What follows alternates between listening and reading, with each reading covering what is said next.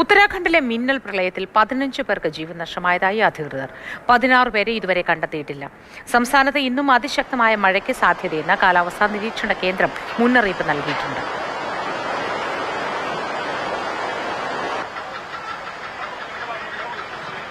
അർജുൻ പീതാംബരൻ വിവരങ്ങളുമായി ചേരുന്നു. Arjun, good morning. എന്താണ് നിലവിൽ സ്ഥിതി?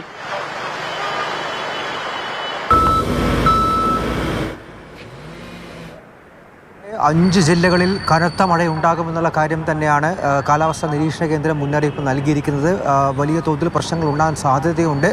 യെല്ലോ അലേർട്ട് പ്രഖ്യാപിച്ചിരിക്കുന്നു. മാത്രമല്ല, കഴിഞ്ഞ ദിവസം ഉണ്ടായിട്ടുള്ള മഴ, മേഘവിസ്ഫോടനം, മിന്നൽ പ്രളയം, അതിലെല്ലാം തന്നെ ഡെറാഡൂണിൽ ഉൾപ്പെടെ വലിയ തോതിൽ നാശനഷ്ടങ്ങൾ ഉണ്ടായി. 10 കോടിയിലധികം രൂപയുടെ നഷ്ടങ്ങളാണ് അവിടെ റിപ്പോർട്ട് ചെയ്തിരിക്കുന്നത്. 15 പേർ ഉത്തരാഖണ്ഡിൽ കഴിഞ്ഞ 24 മണിക്കൂറിനിടെ മരണപ്പെട്ടിരിക്കുന്നു. അതിൽ 13 മരണങ്ങളും സംഭവിച്ചത്. 13 മൃതദേഹങ്ങളും കണ്ടെടുത്തത് ഡെറാഡൂണിൽ നിന്ന് തന്നെയാണ്. പ്രത്യേകിച്ചും ഈ സഹസ്രധാര എന്ന് പറയുന്ന ആ പ്രദേശത്താണ് ഈ ദുരന്തം ഏറ്റവും അതിൻ്റെ ആഘാതം ഉണ്ടായത്.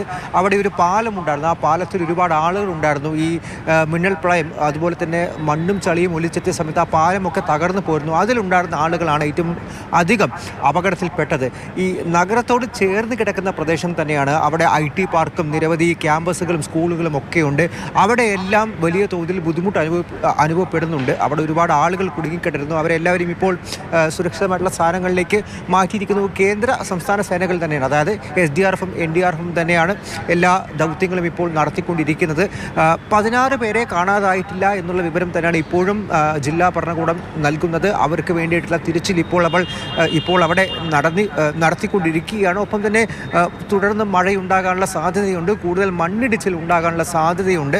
അതൊക്കെ കൊണ്ട് തന്നെ അക്കാര്യങ്ങളെല്ലാം പരിഗണിച്ച് ആളുകളെ, അതായത് ഇപ്പോൾ അവിടെ തുടരുന്ന ആളുകളെ കൂടി സുരക്ഷിതമായിട്ടുള്ള സ്ഥലങ്ങളിലേക്ക് മാറ്റിക്കൊണ്ടിരിക്കുകയാണ്. മാത്രമല്ല, ഈ 21 റോഡുകളാണ് ഈ സഹസ്രധാര പരിസരത്ത് തന്നെ തകർന്നു പോയിട്ടുള്ളത്. അതുകൊണ്ട് പലയിടത്തും ആളുകളെ മാറ്റാനായിട്ട് ബുദ്ധിമുട്ട് നേരിടുന്നുണ്ട്. അവിടെയെല്ലാം തന്നെ ഈ സേന കൂടുതലായി ഇറങ്ങി അത്തരത്തിലുള്ള സഹായങ്ങൾ നടത്തുന്നു.